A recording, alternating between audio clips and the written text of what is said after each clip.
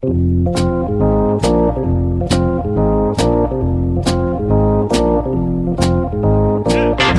us a little bit about what you saw and being able to relay that message to Cora when you watched Kimbrel pitch and kind of help out so he wasn't tipping his pitches.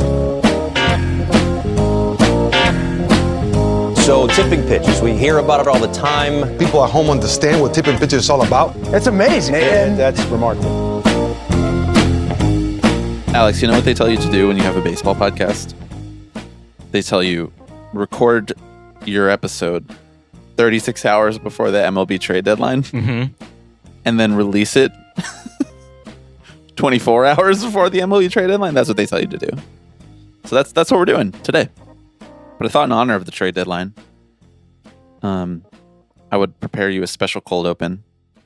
Because, you know, like, okay, you're sitting around, you get a Jeff Passan push notification, right? And a tweet comes through. And you're like, okay, what's Jeff on today? Is he just talking about a macro trend in the standings? Is he just talking about, you know, what the Yankees did today? Or is this a trade? Well, I received a push notification yesterday from Jeff Passan that said full trade per ESPN sources. Baltimore Orioles receive right-handed starter Zach Eflin. Tampa Bay Rays receive outfielder Matthew Etzel, right-handed pitcher Jackson Baumeister, and super utility man Mac Horvath. 3 great prospects, I'll just say. Okay, sure. I've been following all of them for a really long time. I'm sure you have. Super utility man Mac Horvath. That caught my attention. Because I don't know who that is. So how can you call him a super utility man is he a major leaguer? Is he a prospect? I don't actually know who any of these people are, to be very clear. My assumption is that he is a prospect who plays a range of different positions. Right. So then that got me wondering, because I have been thinking, you know what is a word or phrase that Jeff Passan uses a lot? Super utility man. So you know what I did? I searched for all the times that Jeff Passan has called people super utility man. And here's the list of those players. Cavan Biggio, Esteury Ruiz, Chris Taylor, Mac Horvath, of course, Dylan Moore, Kike Hernandez on February 26th of this year, Kike Hernandez on July 25th of last year, and Whit Merrifield. Those are the super utility men across baseball, or at least the ones who have been involved in transactions or notable event or events notable enough to be tweeted about by Jeff Passan. Now, you may be asking yourself an obvious question. If those are the super utility men, then who are the utility men? Right. Well, I have the answer for you, dear listener. The utility men are Tyler Wade, Marwin Gonzalez, Tony Kemp, Brock Holt, Mark Mathias. You know Mark Mathias, right? All his great work. Ezekiel Duran, Brock Holt again, Josh Harrison, Jose Ramirez had progressed from a no-name prospect to a super utility man to an everyday player to an MVP candidate, according to a Jeff Passan tweet. Josh Van Meter, Brandon Drury, Franklin Barreto, old friend, Wilmer Flores, old friend of mine, Garrett Hampson, and Brandon Lau. Those are the utility men, but the super utility men are like Whit Merrifield past his prime and Mac Horvath, the prospect, and Cavan Biggio, a guy that got DFA'd a week earlier. Hey, man, sorry they know ball. We're never going to have Jeff Passan on the podcast, probably. Never say never, I suppose. He might come on. Probably not. If he did, this would be the first question I would ask him. What makes them super utility man? What sets it apart? Yeah. Right. Like, what is the Mendoza line between utility and super utility? Right. Because I think of a guy like Tony Kemp or Brock Holt, I think was another regular utility guy, right? See, in my mind, I think of him as... He was a utility guy twice. Right. That feels like the second time he should have been a super utility man. You know who the number one utility man is? Super utility man? Sorry. Put some respect on his name. It's Ben Zobrist. He kind of invented this phrase as far as I'm concerned in the modern era. Yeah, I'm at a loss a little bit. You know, I'm going to baseball reference pages, seeing what the designated positions are, right? Merrifield listed as a second baseman and outfielder. I think that there has to feel very super to me. There has to be a combination of infield and outfield. Yes, I agree. But you can't be that good. Because like Chris Bryant, when he was on the Cubs, Passan wouldn't have called him a super utility man. He would have called him a star. Yeah. or a superstar even. Who knows? What's the line between those two things? I think. Is there a war cutoff between star and superstar? Oh, Jesus. We're introducing super breaking my questions. brain a little Ignore bit. that. That'll be for the Patreon. Back to utility man. Because you can't just play you can't be flexible enough to play both middle infield positions and be called a super utility man. I don't think. Right. I think that there are natural pairings of the positions, middle infield, corner infield. If you play either of those, say Jose Ramirez plays third and probably has played for, or Rafael Devers, right? Yeah. First and third. That's not a utility guy. No. He's also very good. If you're Jose Iglesias, yeah, he's too good to be a utility guy. Utility man, by the way. Super utility man. Jose Iglesias plays third and second for the Mets. Utility man. Utility man. Utility man. If he played outfield. Jeff McNeil plays left, right, second for the Mets. Super utility man. And he can't hit this year, which makes it an even better candidate to be a super utility man. He's better than Kevin Biggio. He's better than Asturi Ruiz. Mm-hmm. He's better than 2023 Chris Taylor. Yeah. Although I think this tweet came from 2021. I was going to say Chris Taylor actually is probably the best player on this list. He's I think he took the torch from Ben Zobrist. Mm-hmm. Yeah. And he's even a Friedman guy too. Yeah. So. This is only raising more questions. I really need to see the WAR breakdown. Do they tier themselves out? Or is there a set number of games that you have to hit at a position? So many of these tweets come when Passan is breaking news, so I have to think that he's not thinking that deeply about it. He's not consulting a WAR spreadsheet being is this guy utility man or a super utility man? Honestly, the best players are in the utility man list. Yeah. I guess, I don't know. Some of the guys on the super utility man are riding off of their reputation. Like Kike Hernandez in 2023 and 2024. Yes. He's no longer a super utility man. He can't really hit, and he's not good at playing shortstop. Well, okay. Well, is that the bar? Is you have to be good at all of these positions, or is it just you can play left in a pinch, even though you're a second baseman? Can't anyone play left in a pinch? Yeah. We're all super Adam utility. Duvall's playing left, right? Name someone who you would never put in left, no matter what. You'd call someone up for the minors before doing it. Pete Alonso. Now you go. No, I'd put him in left. I want to see how that goes. Oh, that'd be fascinating. Joey Gallo, super utility man.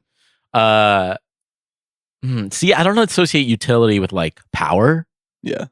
And maybe that's incorrect of me, but slugger. Yeah. Can you be a slugger and a utility man? Well, because I think that a lot of utility men are a little speedier, right? Which affords them that flexibility to play a range of positions. That's one of their utilities. That's one of their utilities is speed.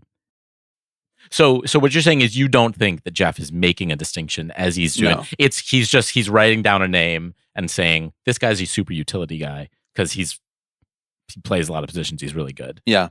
This guy's a utility guy because I forgot to include the word super this time.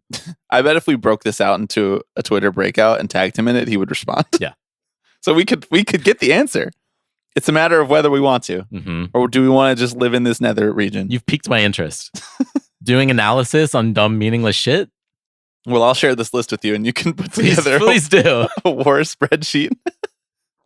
Who's another person you'd never put in left, no matter what, under any circumstances? Honestly, the first person that came to mind was Mark McGwire, and he actually played the outfield. Oh, we're doing retired players too? I mean, you can do whoever you want. It's our podcast. Yeah. All business today.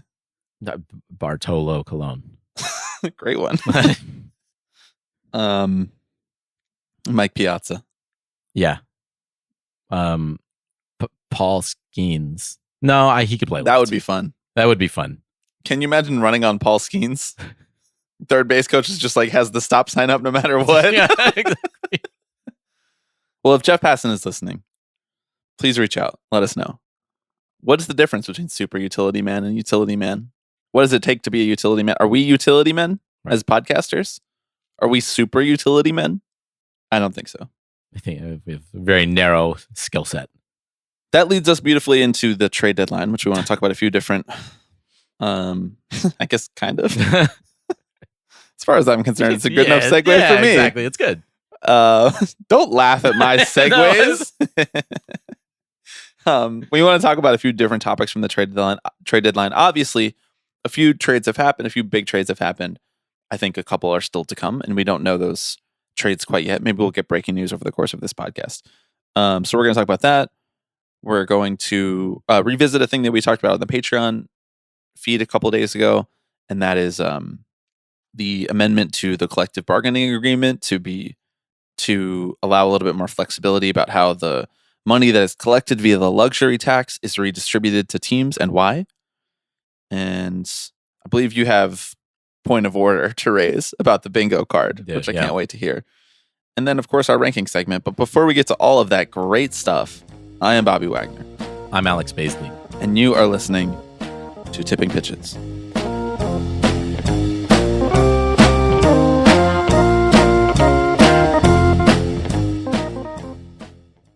Thank you to this week's new patron, Rebecca. Patreon.com/tippingpitches. 3 different tiers. Gets you all types of different stuff. That top tier gets you access to bi-weekly bonus episodes in which we do one of our favorite segments, 3 Up, 3 Down, talking about 3 things that bring us joy in the baseball world, 3 things that take our joy away in the baseball world. Life is a balance. Mm-hmm. What was I talking about? It's like a very Catholic idea. I was talking about that on the Patreon a few weeks ago. Like for every sin, there has to be a salvation. I don't know. We've had a lot of Catholic talk over the last few weeks. Just a window into my psyche. You just have so much Jordan Peterson on your timeline. Is he Catholic? He strikes me as like Westboro Baptist. I think he is like trad Catholic. I think those Westboro Baptist is probably not intellectual enough for him. I guess that's true. There is an intellectualism in Catholicism. You got to think really hard about some of that shit. Yeah, no, that's true. A lot of it doesn't even make sense. There's a lot of... One thing that's consistent between intellectuals and Catholics is that there's a lot of convincing yourself that you understand something that's a core tenet to the ideology. Yes, yeah. Even though you definitely don't. Anyway, patreon.com/tippingpitches. More Catholicism talk there. Many patrons were at our Brooklyn Cyclones meetup yesterday, and many non-patrons, just many listeners. It was really great to meet up with everybody and hang out at a Cyclones game. Maimonides Park. Maimonides. We learn, we grow, we evolve. We learn how to pronounce things. I learned Maimonides was a very important Jewish thinker and also relevant to the New York City medical community. Mm-hmm. And that's what happens at Tipping Pitches meetups. You learn very important facts like that. And then you go ride roller coasters afterwards. So that was a lot of fun. Thanks to everybody for coming out. It was a really great time. Tipping Pitches Chicago meetup, less than a month away, August 17th. Please, please, please fill out the Google form that is in the description. Because if you don't fill it out within the next few days from the time that this podcast posts, we will not be able to account for you, and we'll have to go back and add more tickets. So we're really trying to get a solid head count. So if you want to come, but only if you're pretty confident that you will be able to come, please fill that out, indicate how many tickets you would like, because we're going to be doing kind of like one big group order and then figuring out how to redistribute the tickets later. Because Wrigley Field is like, we don't want to help you out. I blame Tim Ricketts himself. Mm-hmm. Tom Ricketts? Tom Ricketts. There you go. All right. Well, I'm just going to call him Tim to insult him because he's not helping us. So why should I help him? Pete is the other one, right? Pete. He's the one who we're hoping for a campaign finance. So I'm going to call him Pat, and I'm going to call Tom Tim. Pat and Tim Ricketts. Right. Exactly. You want to talk about the trade deadline? Yeah. So we're just going to popcorn back and forth with a couple topics that each of us are interested in talking about with regards to the trade deadline so far. I'll kick us off. Mets traded for Jesse Winker last night. I'm conflicted. Say more. It's always weird when your team, it sort of pokes a hole in the idea of like rivalries and villains. Because Jesse Winker has been booed at Citi Field like the last 3 or 4 times he's been there. I believe he hit a walk-off, and then he had like a walk-off game-ending catch where he was taunting the fans. And also, like, he's had a couple weird interactions with the fans while on the Nationals this year. With Nationals fans? I don't remember if it was with Nationals fans or with the opposing team's fans. But he's been kind of like a heel, you know? And then the Mets just go, and that's like their big trade. We're just going to go get the guy that, like, fans have been booing and disliking for the last year or two. I don't know. I mean, I guess it's exciting. I sort of miss the days when like big players moved at the deadline. I know. And this is like a fine, good trade. I have something coming up later about this. But I figured we could acknowledge that David Stearns is in buy mode, and this is buy mode for David Stearns. Yeah, this is a coup for him. He is he's such a wonk, you know? He's not going to make anything that is outside of his little error bars. That's not happening. You know what Jesse Winker does? It's fine. He gets on base. He gets on base. Yeah, I know. Mets offense is kind of great. Yep. Here's the thing about the Mets is they're pretty good. I don't want to jinx it. I know. Kind of like a bad vibe last few days. They took 2 off the Braves, right? But Kodai Senga, in his return to the mound after his shoulder injury kept him out for more than half the season, he finally made his return. He was pitching very well. He looked very good. He looked like Kodai Senga. And he strained his calf / potentially tore his calf, trying to get out of the way of a pop-up in the infield to allow Pete Alonso to catch it. Initially sort of looked like a cramp. This is always a thing in sports when you see someone get injured and you're like, really? The announcers are all like, could be a cramp. Yeah. Everybody hang tight. Maybe it's just a cramp. Real testament to the power of cramps. They look like torn Achilles. But he will be out for the rest of the regular season, which that was a bad vibe. Then they lose 4-0 to the Braves. And I don't know, maybe the trade deadline can turn the vibes back to good. I think they're playing like they should be. Yeah. I think they've got another big move coming. I'm just saying. Do you? I think they got one more in the chamber. Are they in do you have a Mets trade in part of your trade deadline? That's true. I just wrote down some random trade being like with no real knowledge about the various positional needs of any team. Or that's available the kind of trade players. deadline preview that I'm looking for. No, I mean they need a pitcher, right? Yeah, they do. Little maybe a Logan Gilbert action. Okay, Brett Beatty, you know, Beatty for Logan Gilbert. straight up, do it straight up. Who says no? Yo, nobody does straight up trades anymore. I know. I love a challenge trade. The Orioles and Phillies just did one, kind of. The main pieces of that trade was Sir Anthony Dominguez for Austin Hayes. Right, yeah. Which is kind of like, here's the thing that I don't want anymore for the thing that you don't really want anymore, and we'll see if it fixes both of our problems. You think Austin Hayes could be a utility man if he tries hard enough? Austin Hayes at second? No, you want to talk religious though. Yeah, that's tough. That Instagram post on Pride Night? Boo. Boo. All right, that's my Jesse Winker take. You want to move on to your trade deadline topic? Sure. I'll just rattle off more trades. Okay, great. No, actually, what I do want to just mention is like meet the new Rays, same as the old Rays. Yeah, they're shedding payroll again. Let's just all collectively agree to ignore the part where I predicted them to win the AL East this year. Okay, I forgot that happened. So you shouldn't have cut it out, and it's like it never happened. No, I'm here about honesty and integrity. I understand this is their kind of MO at this point. And Eric Neander even came out and was kind of like, we have to retool. I think he had a quote where he was like, yes, objectively, we're a worse team than we were like 24 hours ago, having traded away, Zach Eflin and Randy Arozarena, which is always something you want to be saying after you make trades. And they just traded that reliever, the homophobic one. Oh, Jason Adam. Yeah. I always want to say Jason Aldean.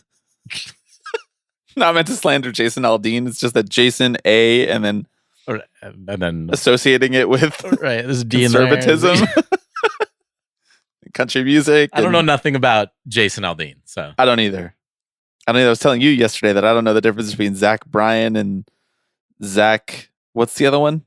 Well, there's Zach Bryan, and then there's Zach Brown, and then there's Luke Bryan. Okay, come on. I mean, come on. And then there's Luke Combs. Luke Combs, yeah.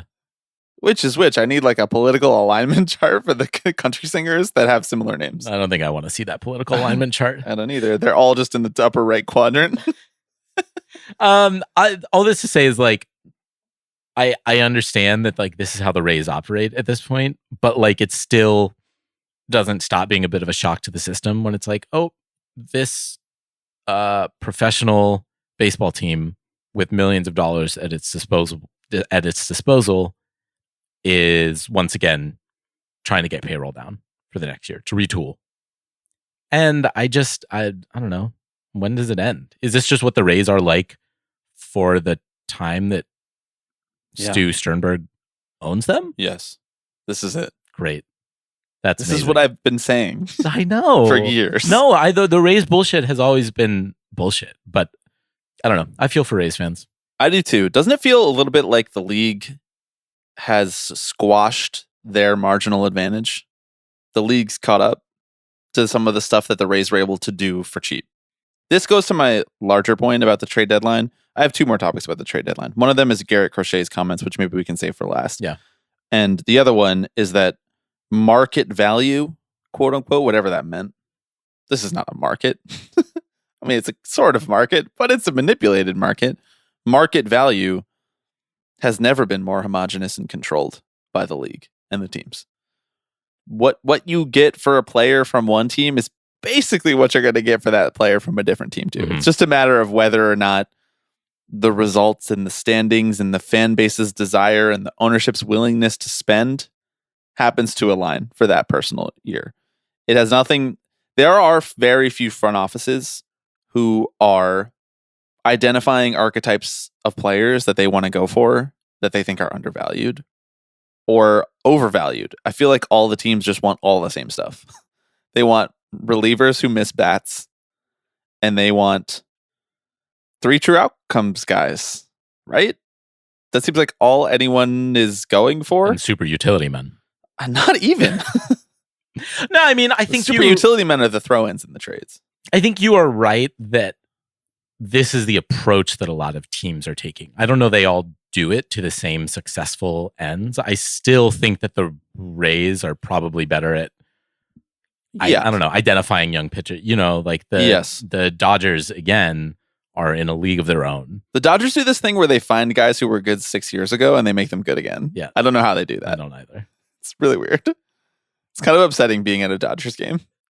It just feels very hard to go to another GM and be like, I want this guy. And he can be like, well, I also like that guy. You know, why would I want to give you that guy?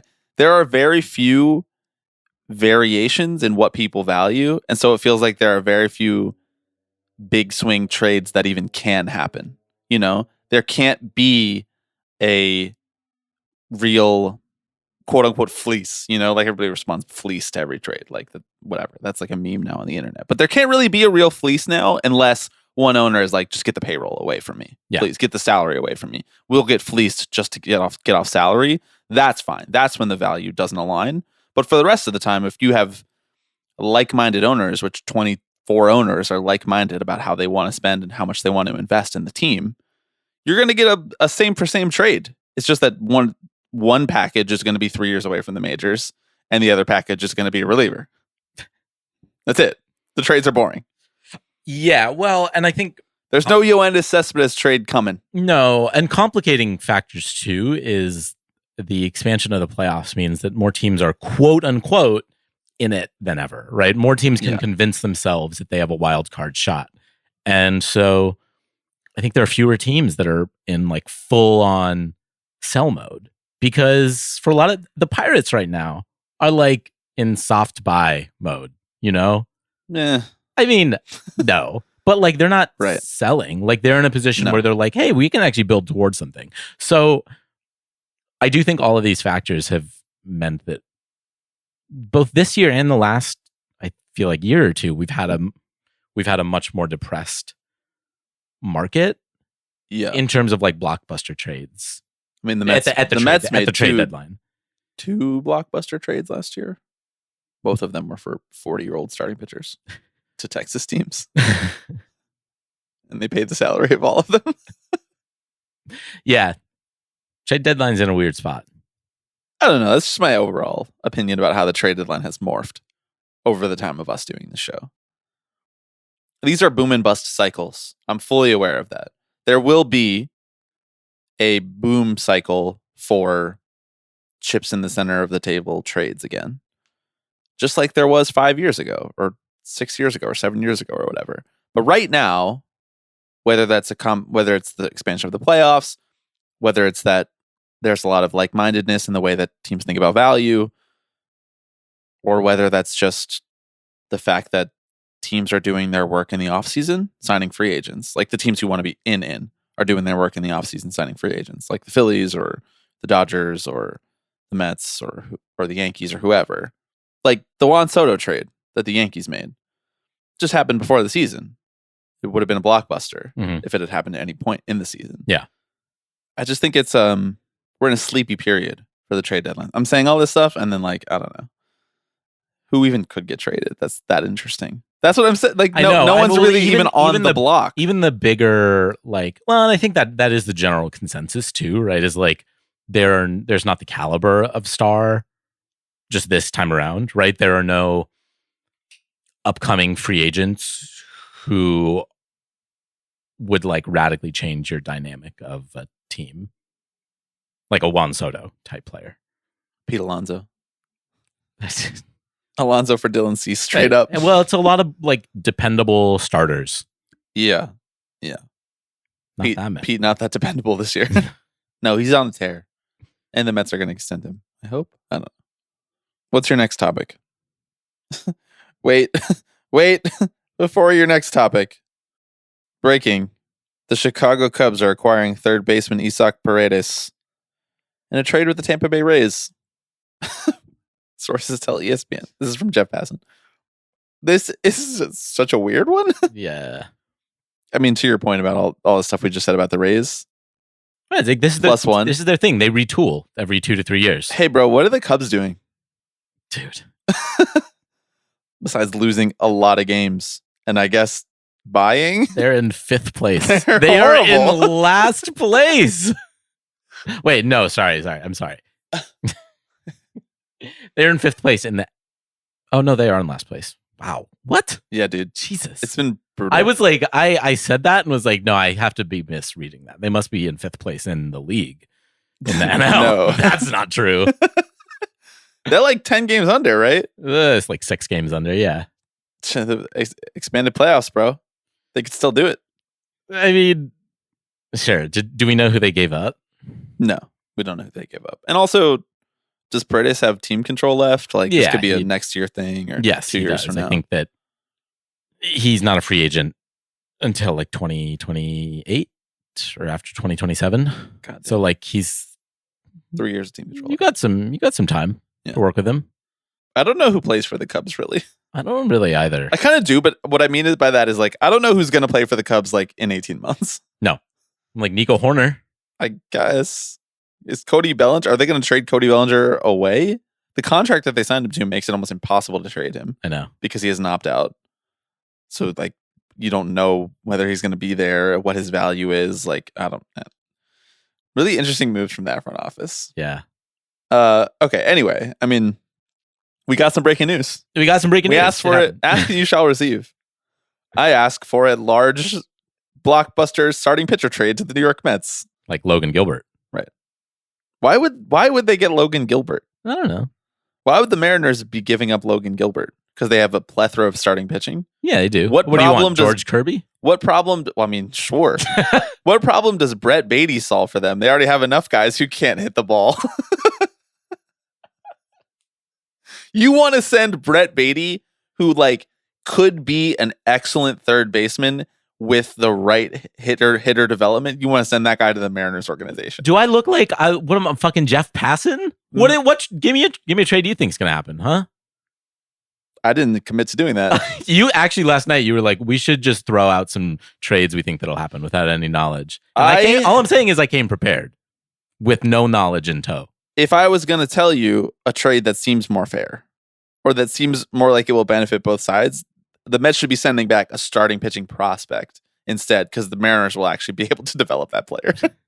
Maybe just Christian Scott, yeah, for Logan Gilbert straight up. No, but Christian Scott's good. How about Logan Webb? I mean, that would be the biggest trade haul of all time. He has like 6 years left on his deal, right? Didn't Logan Webb sign an extension? Yeah, he did. Yeah. Are there any other Logans you could go for? Logan Paul. All right, fine. What do you want? You want Eric Fetty? Is that who you're Fetty Wap. gunning for? You want Cal Quantrill? Kinda now. I do, actually. Yeah. He's kind of funny. No, Logan Gilbert would be good. I just don't know why the Mariners would be selling. All right, we'll see. They would need like a major league ready hitter to give up Logan Gilbert, I think, because you could get that for him. Yes, Pete Alonso. Ooh, that's kind of interesting. This is actually not uninteresting. That would be the true test. Like if Pete's power goes to Seattle and dies, like after what happened with Teoscar Hernandez last year, after what's happened with many hitters who just leave Seattle and flourish or come to Seattle and die on the vine. Mm-hmm. Something fishy going on there. I mean, no, it's a pitcher's park, but come on. Well, okay. Mets need a pitcher, right? I feel like if they're going to make another big move, I don't think they are going to make another big move. I think they're just going to be like, I hope it's okay. Even with Senga out, though, does that not change the calculus a little bit? Isn't Scott injured too? He has a UCL sprain. That's good. Those usually turn out well. Yeah. I think they got good news from that MRI. He kind of sucked this year, though. They sent him back down to the minors because he wasn't good, not because he was hurt. Yeah. They got Buto, bro. Buto boys are riding fucking high right now, by the way. And I gotta say, it feels good to be right. What about David Peterson? About Garret Crochet? I would like that. Mm-hmm. Steve could sign him to an extension. He could do that. Don't know how I feel about extending Garret Crochet, honestly. Are you out on him? Not out on him. I just think that like I need to sign an extension before pitching an inning for you in the playoffs because I'm worried about my health shirt has people asking a lot of questions answered by my shirt. Yeah. Do you want to talk about that a little bit? I do. Yeah. So Garret Crochet, White Sox starter, probably their most sought after piece at the deadline. Yeah. Probably the best starting pitcher who's like fully on the block, on the trading block. Unless I'm forgetting someone. Eflin was the other one, but he's been already been traded. Scooble. I don't think Scooble's going to get traded. All right. Well, he's like number one on the Athletics like trade deadline big board. Yeah, I mean, maybe he won't. I would be surprised if he got traded. He's like too good. This is what I'm talking about with the market. It's always so cold because it's like, who wants to pay the price that Tarek Skubal demands? No one. They'll just clean up with the comp pick and we'll move on, Anyway, not the point. Either way, Garret Crochet, one of the top starting pitchers on the market, lefty, converted from the bullpen to a starter, pumps 100, very effective pitcher, misses a lot of bats, but he has not historically been a starter at the major league level. This is his first season doing it. He is already about 25 innings over his career high workload, even dating back to, I guess he was like a starter in the minors and then they moved him to the bullpen. Mm-hmm. And then he came to the majors and now he's back to being a starter. This happens with a lot of guys because nobody's ever really sure because everyone is just going for max effort all the time. So it's like, we'll give you a couple years to decide whether or not your UCL can take this. So he's back into his starter role. Again, about 25, 30 innings, already past his career high in innings. And he's concerned about that. I think fairly, as he should be. The White Sox are not going anywhere. He would probably be the biggest return that they could get at this deadline. And so the rumor was that they were going to try to trade him. But he came out and said via his agent that if a team wants to trade for him... Did he actually say it, or was it just reported that that's what teams are concerned about? It was reported that his agent has told the White Sox to tell teams that, I believe. Okay. So pretty solidly that this was...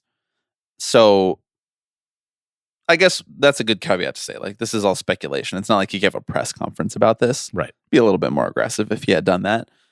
But that his agent and the White Sox are telling teams that if they want to trade for him, that in order for him to pitch in the playoffs, which is a pretty big incentive if you're trading for a player at the trade deadline, that he would need to be offered an extension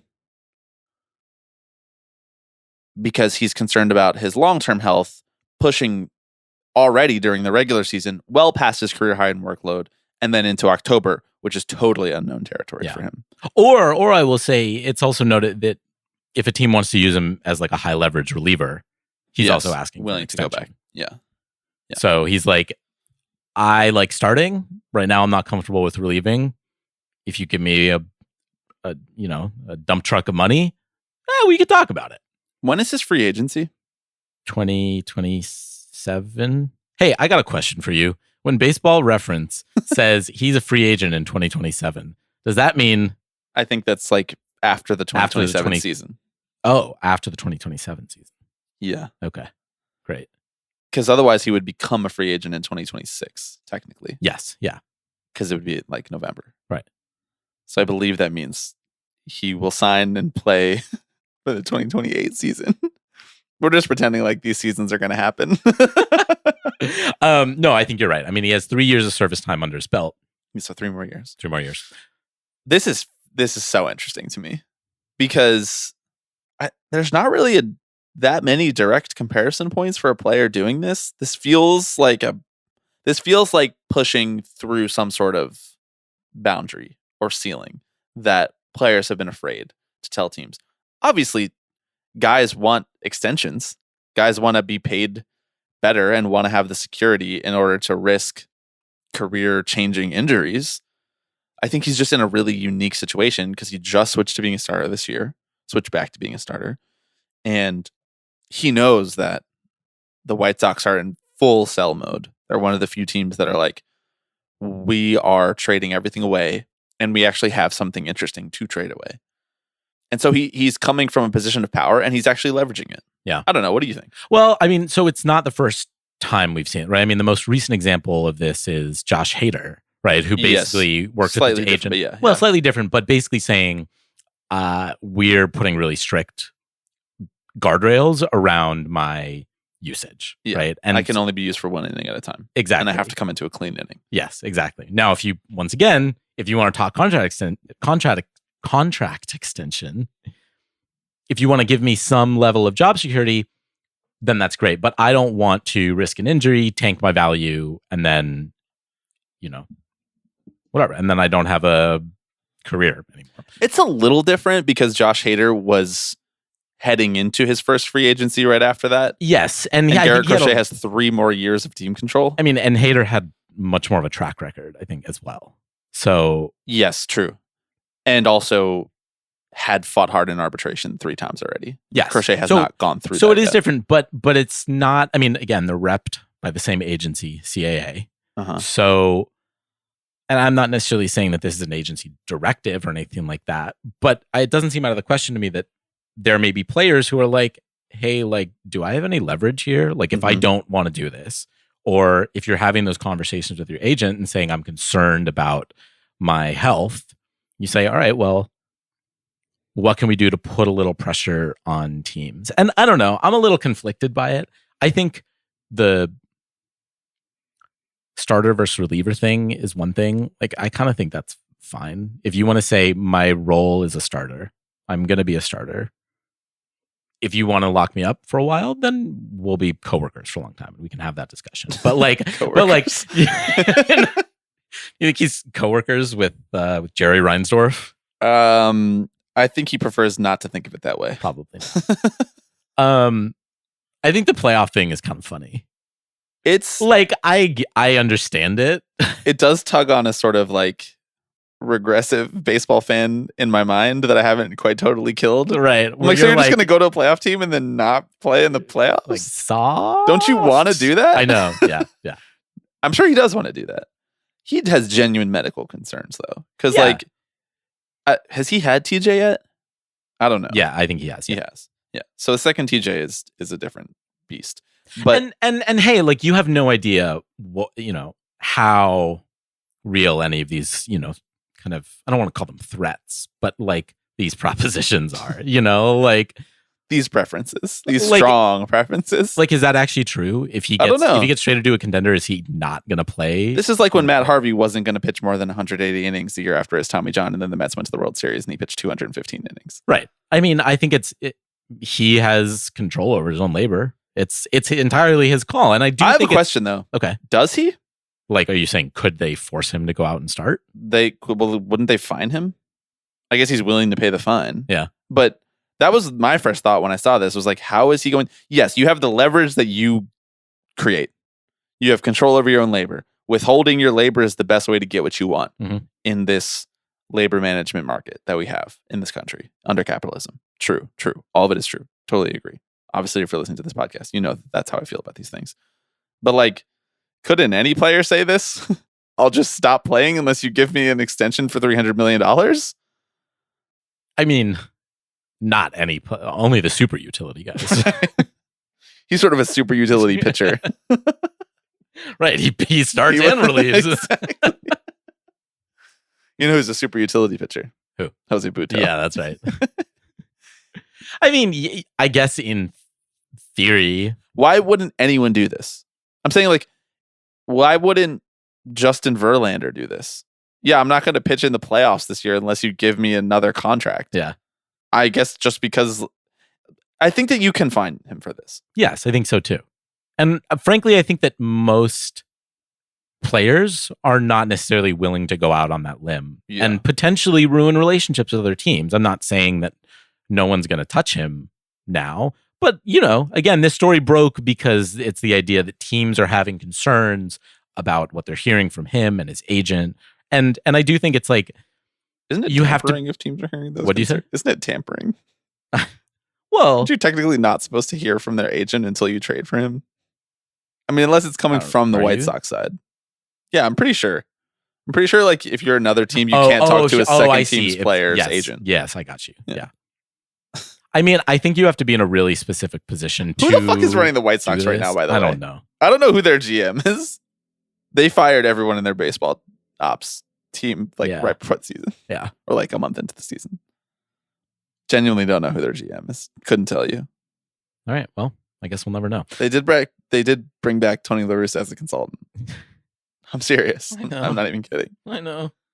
This is interesting. You know what I will be interested to see? What? Is if this happens and he sits out, how an arbitration board will react to this. Right. How do you value that? I don't think they will be happy about it. No. I think what's going to happen is he's not going to get traded. And he's just going to get traded in the offseason. I think so too. Then you'd avoid this whole issue. Yeah. Sure would be Robert's nice. going to the Dodgers, though. So you think Luis Robert's going to the Dodgers? Yeah. Book it. Ooh. Do you think maybe Mookie Betts for Luis Robert? Who says no? Who says yes? Who says, what problems does that solve? He makes more than Luis Robert for the next decade. God, I really miss Mookie. Yeah. Is he coming back soon? I have no idea. Cool. All right, podcast. Is that all of our trade deadline topics? I think so. That was pretty good. That was good. Good segment. I think we Round got our of way applause. through it. Yes. Woo! Talked about baseball for 45 minutes. Hang the fucking banner. Do you want to talk about the collective bargaining agreement? Yeah, back in our bullshit. Yeah, here's the good stuff. Okay, so they amended the collective bargaining agreement. Both sides came together. They reopened a section of the collective bargaining agreement about the luxury tax and how that money can be spent. So this is coming from Evan Drellick's reporting in The Athletic. Where else would it come from? The league came to an agreement with the Players Association about using luxury tax money. So that is the money that is collected when teams pay the tax on the amount that they go over the luxury tax thresholds, no matter what luxury tax threshold they're blowing through. That money goes into a pool. And previously, it was equally distributed to the teams who did not go over the luxury tax, which, hang on. I know. It was split 50-50. Yeah. And redistributed between the teams that did not go over the luxury tax, and the other 50% was put towards the pension fund and the healthcare fund for players after they retire. So that money funded those things. I believe now there are stricter rules about how that money is redistributed. And they came together to sign off on allowing teams who have lost out on TV revenue from contracts that have went bust, namely with Bally Sports for the most part, over the last couple of years. The Players Association has signed off on allowing the league to put together payments to those teams to recoup some of those lost revenues, with a maximum cap of $15 million per team, with a maximum total allotment from the league of, I think it was like 115 million. Something like that, yeah. And the Players Association said that they think that this will increase spending because teams who have lost out on this TV revenue can no longer use it as an excuse, because now there is a mechanism with which the commissioner and Major League Baseball can say, okay, here's this money to make up for this. I'm slightly dubious of this. Yeah.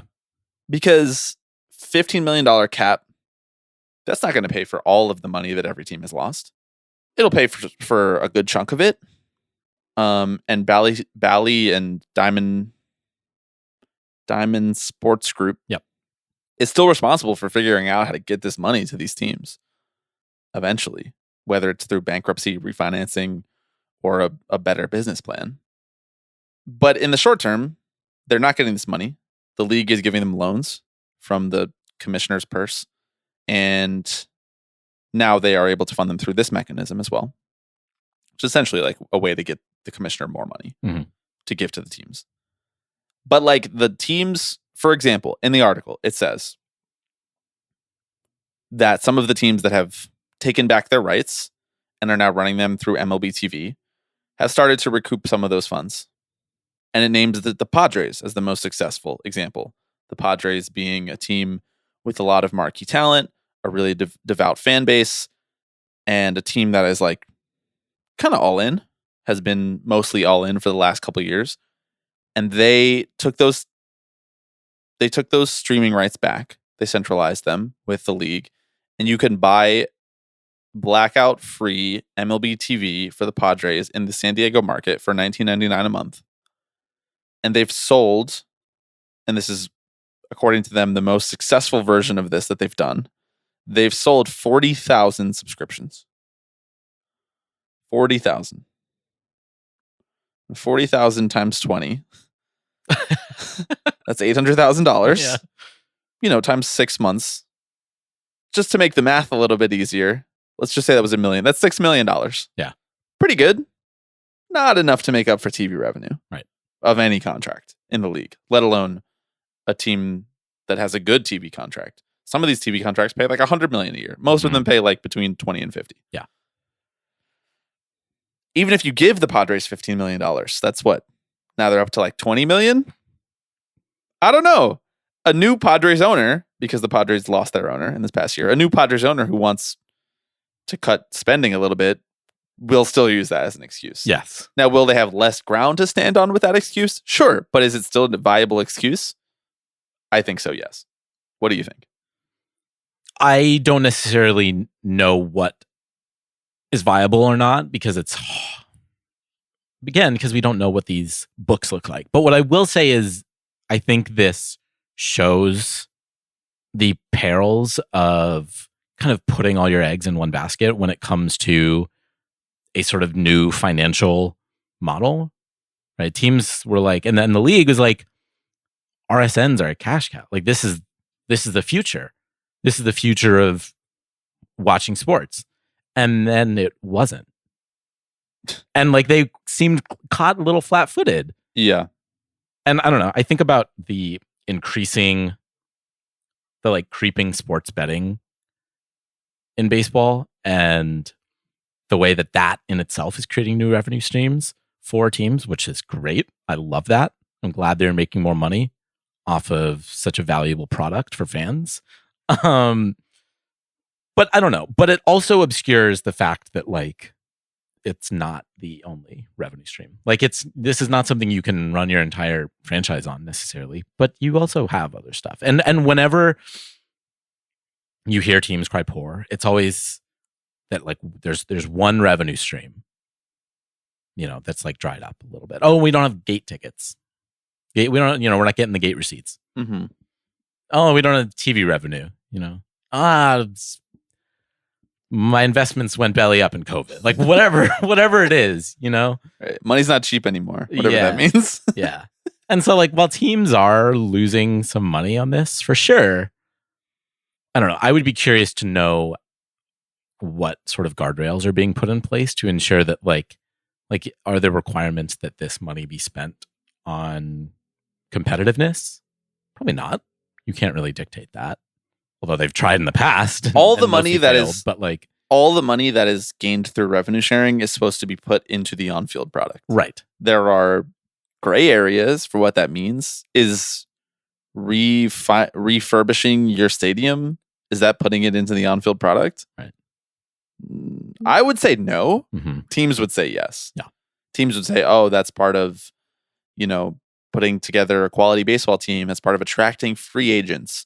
That's part of making sure that our ball club can withstand the test of time and continue to be competitive, all that stuff. I personally think that that's part of raising the franchise value and raising the franchise value alone. Mhm. Nobody goes to a team because they have better seats in the outfield. I don't think that's why Ohtani picked the Dodgers, even though they have great seats in the outfield. Ohtani's not worried about the outfield seats. He hits it over that. Right, exactly. Gets He's it out of the none of them are stadium." going to be catching this anyway. Exactly. Yeah, I don't know. This is also slightly complicated by the fact that we're nearing a potential resolution in the Bally case, Yes. and they reached they're nearing a deal with Comcast, which would bring the dozen teams whose games have not been broadcast back to TV. Mm-hmm. But that also might delay the ultimate bankruptcy proceedings for Bally. This thing just gets weirder and weirder and harder and harder to parse, I think. Yeah. I mean, I know I joked about this in the Patreon episode. It's just really funny when the ownership side is always like, let us do socialism better. Yeah. Let us share our money easier Mhm. with fewer restrictions. Yep. So we can help the teams that need it. So we can keep everybody afloat. What a concept, Yeah. What if we applied that to other places? Stu Sternberg, what do you think about that? He's just one of the cheapest owners who came up to mind. So you're saying that, Mark that Attanasio? we should be distributing more to him. We should be distributing more money in a lot of different places. The logic that holds here should hold in other places.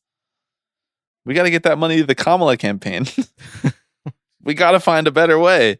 We got to take that money from the Biden reserve and we got to find a way to redistribute it to the Kamala Shapiro 2024. Isn't that, can't they do that? No. I don't think they can. All right. No. But No, I don't think they can. you're telling me Biden's just sitting on that pile of cash now? Legally, I think yes. I think money that went to super PACs, Right. but I think direct campaign donations just hanging Yes, with Joe Biden. Biden could not donate $1 million to Kamala's. But what's he going to do with that money? Just send it back? If you, Alex Baisley, hypothetically, had given $20 directly to Joe Biden, Yeah, I'm which pissed. millions of Americans probably did, fucked up or not, where's that $20 going if it's not already been spent on commercials for Joe Biden for president? Can he just spend the Padres monthly TV package? Joe signing up to 40,001, baby. to catch that Ha-Sung Kim opposite field double, Mhm. gap to gap hitter. Yeah. Great player to watch. Mhm. Super utility man. Super utility man. I don't know. I don't think he can play third. He plays second and short. Right. Which, as we discussed, does not qualify him. Could stick him in left though, probably. I don't know.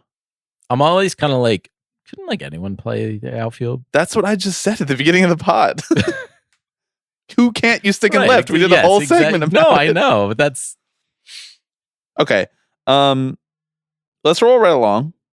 Gotta say, like I said, it's all business today. it is all business. We're flying. Mhm. Bingo question that you had. You would just like to do a little audit of the bingo board. Well, yes. Should we run through our bingo real quick? Because it's been a few weeks since Sure. and I think we've had one or two hit.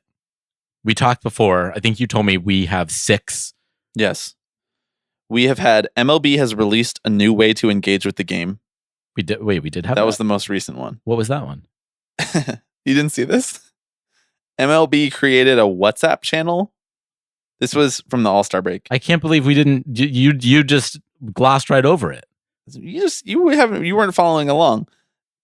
There's a secret ballpark food item hidden at All-Star this year. Introducing the Graham Slam Burger, 2 all-beef patties topped with smoked brisket, caramelized onions, American cheese, and ranch aioli. This was like a product activation at All-Star break. Okay. For the Rangers.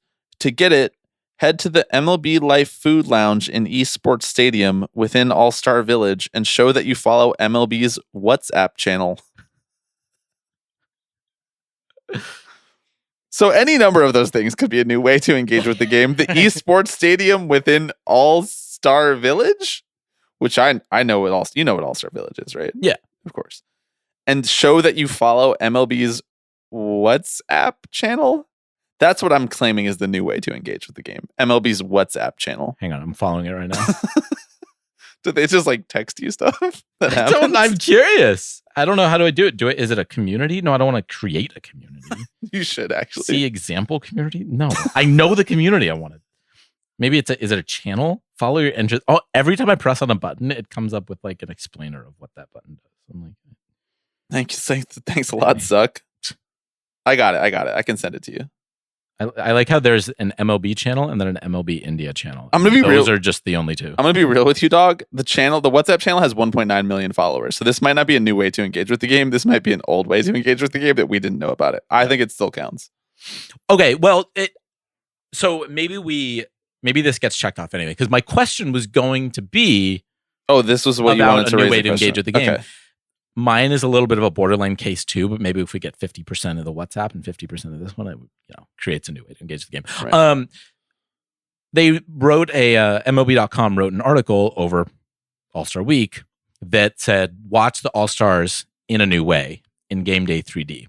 Now, Game Day 3D is not necessarily new, right? Like it started last year. Like if you know, you know.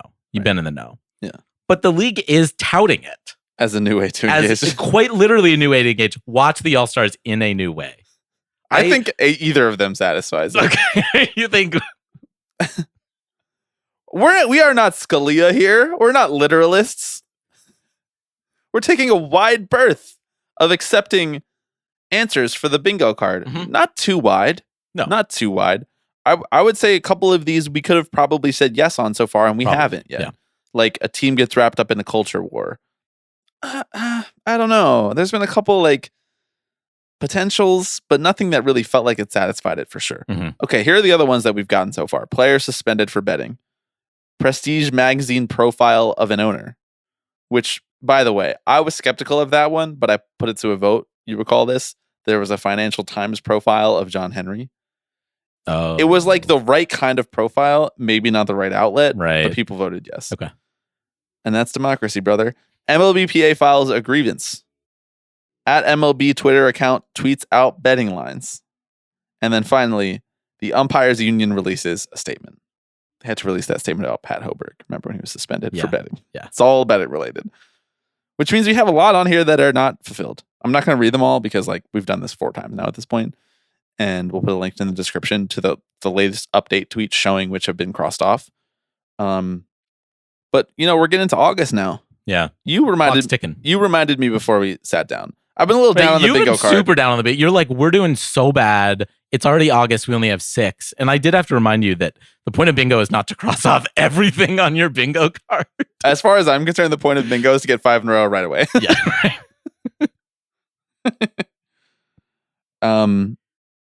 What's the number one, I guess, juiced ball controversy? All of the seeds have been planted, but we haven't had the controversy yet. Yeah. Did you see people saying that they feel like it's rejuiced again? No. I thought it was dejuiced earlier this year.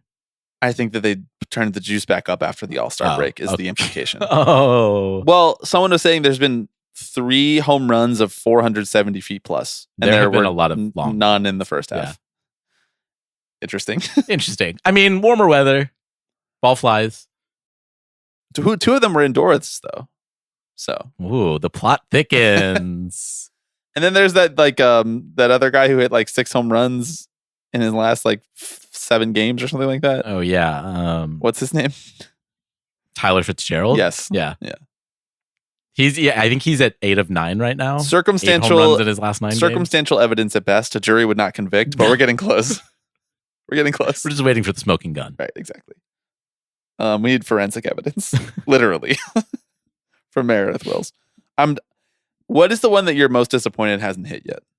For me, I'm really upset that my man LeBron James has not tweeted about Shohei Ohtani. I know. I felt really good about that one. Really good. As I said to you before we started recording, I think if the Dodgers make a run in the playoffs, not out of the question, I would say. You think the Dodgers are going to make the playoffs? I know. Hot take. Unless they get Luis Robert from Mookie Betts. Dodgers back in the World Series, LeBron kind of has to tweet about Shohei, right? I mean, yeah. Like, that's what he does. Yes. He taps into whatever's going on at the moment. Just 0 to give his dark 2 30 cents. 23. He's Yeah. going to lock in. Maybe after the Olympics. Right. He's a little busy right now. Yeah. Crossing the Delaware. He's so cool. He's so sick. I love him. He's so corny, but he's cool. I know. What am I most disappointed about? I'm disappointed we haven't gotten an owner who donates to RFK yet. I don't even know how we would find that, though. You do what I did a few weeks ago, which is just go to the fec.gov and type in owner names one by one and then search for...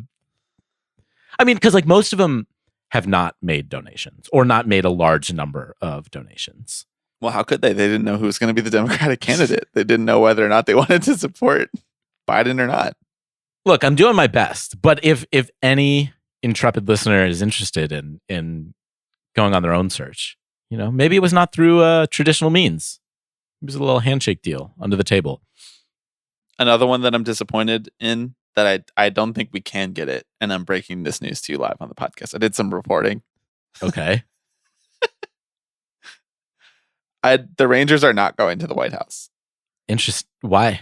Well, they don't have a trip to DC this year, I guess, which I thought everybody played everybody. Right. But I guess not home and away. I guess you can have one series against the opposite league and it could be at home. Right. So they're not going to DC this year. They don't have an off day in the Baltimore trip. And I asked MLB.com Rangers reporter Kennedy Landry when the Rangers were going to the White House. And she said, I don't think they are. So I don't think Biden's going to mess up a Rangers player's name. Both weird? Because I don't think that he is going to be there, even if they do come to the White House. Like Kamala was the one who was like sending off the USA Olympians, right? Yeah, but like that's kind of crazy, right? Like It's every interesting. team does this. Yeah, there was a bunch of teams that didn't go when Trump was president. Right. And now it's the reverse. Well, there were like players who didn't go when Trump was president. I don't think there were entire teams. No, there were whole teams. Like the Warriors didn't go. Oh, the Cavs didn't go. In baseball, though, I'm saying. Oh, yeah. Yeah. Yes. Like you had players abstain. Right. And you had players play golf with him. Right.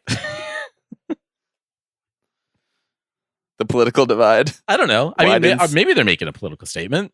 I find it interesting. It's not irrelevant. Yeah.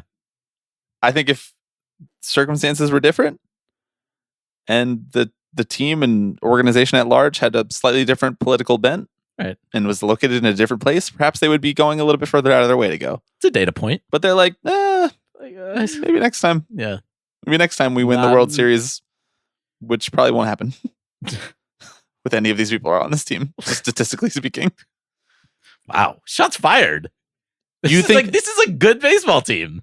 Not this year. All right. But broadly speaking, you think they are bad? You know that I've been down on the Rangers this whole time, like right up to the point that they won the World Series last year. I just know. didn't believe it. I Not a know. And believer. this is what you do. You dig your heels in. Yeah, exactly.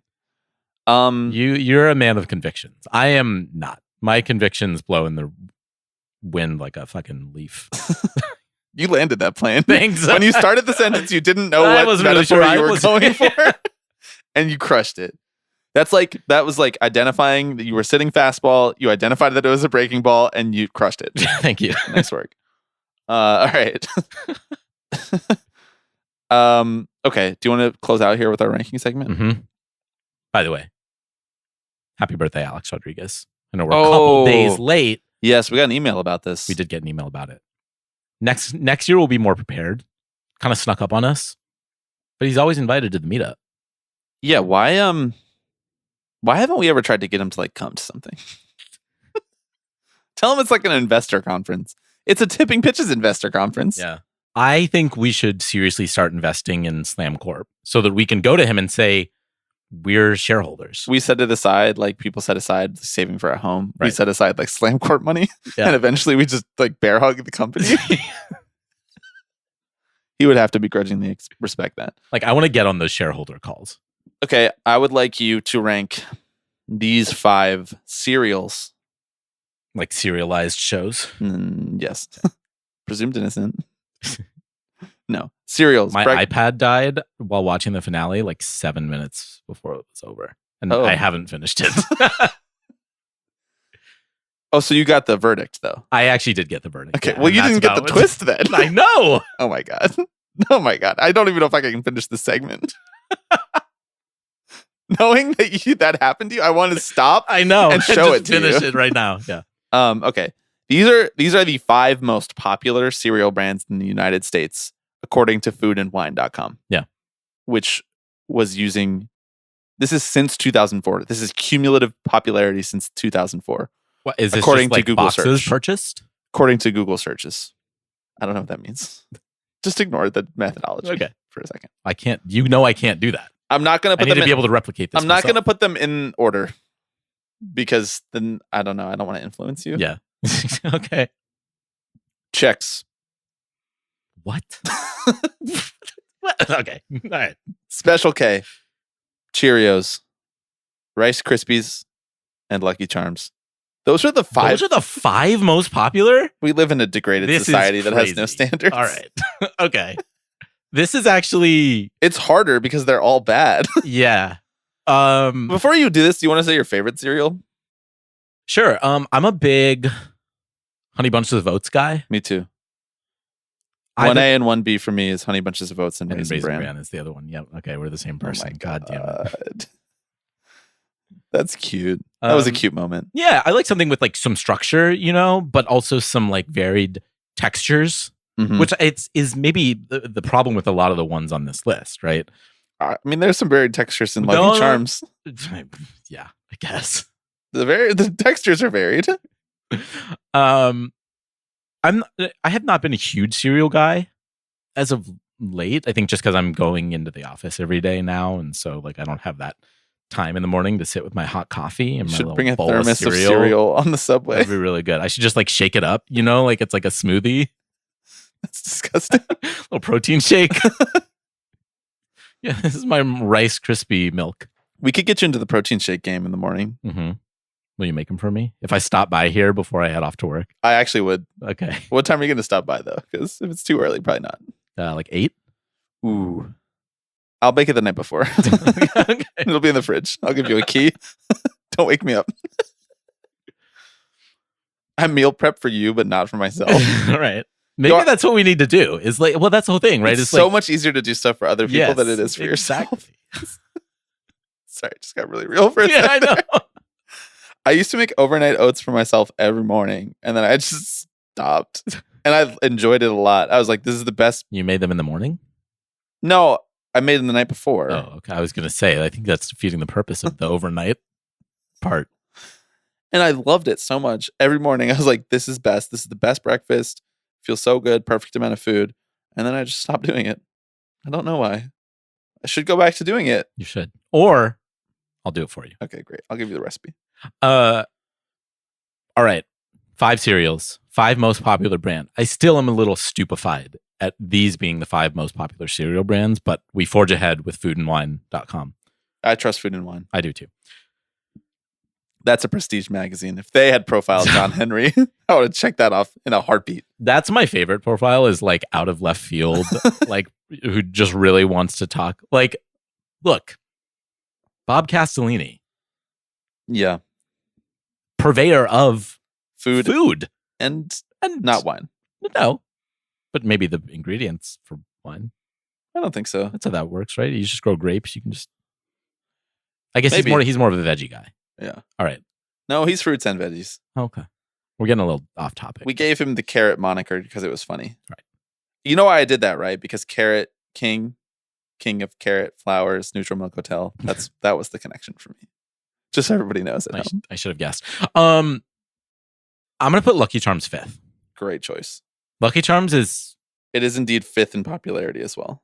Lucky Charms is not very good. It's so bad. I liked it as a kid. I didn't even like it as a kid. But having it today, just chewing on those little like marshmallow pieces, and they're just like all chalky, and I'm like, I can feel these rotting my teeth. It's really bad. It's just not very good. Yeah. The marshmallow, the texture is, you want to talk texture, it's all wrong. This pod should be on video. This should be so. That was the funniest face that you've ever made on the show. I'm getting heated right now. Okay, what's next? Next, I'm going to go Rice Krispies, which I kind of like, but American classic. But have we found a solve yet for the fact that like it just becomes mush after 30 seconds? No, you have to eat really fast Okay. or not use very much milk. And I use more milk than the average person in my cereal. See, I'm like a low milk kind of guy. I just like everything my cereals to be submerged. I just like them a little like moist, you know? I just like like wet my cereals. Don't douse. Get a little spray bottle of milk. Yes. Spray them. That's a great idea. Okay. You know, like the really fancy coffee bros who spray the beans with water before they grind them? That's you, but with cereal. Me with my little Rice Krispies. Okay, Rice Krispies 4th. I'm going to put Chex 3rd. You looked at me like you didn't even know what Chex was, and then they finished 3rd. I don't really... I don't care about Chex either way. This is not one I have a strong opinion on. All right. I did not have it as much as Rice Krispies, but it has slightly more structural integrity to it. It does. But it has the worst advertising. It does have the worst advertising. I'm a fan of Chex Mix. That is where I come in contact with the little Chex pieces the most, I will say. When they pour a bunch of salt and cheese on it. Yeah, and that shit slaps. Would you feel differently if I told you that like we could include all the different variations of the different types of foods or cereals rather? Like if chocolate Rice Krispies counted? I'm out on chocolate cereals, though. Okay. All right, good. Yeah. Because you're an adult man. Right, exactly. That's why I'm out on Lucky Charms. Number 2, Cheerios. Okay. Cheerios. Cheerios are good. You know who likes Cheerios? Who? Stevie. Yeah. Should have known. Cheerios. They're pretty good. Like they are maybe not the most exciting pick, but it's like dependable. Would you call Cheerios the super utility man of cereals? Yeah, I think I would. That's the Brock Holt right there, you know?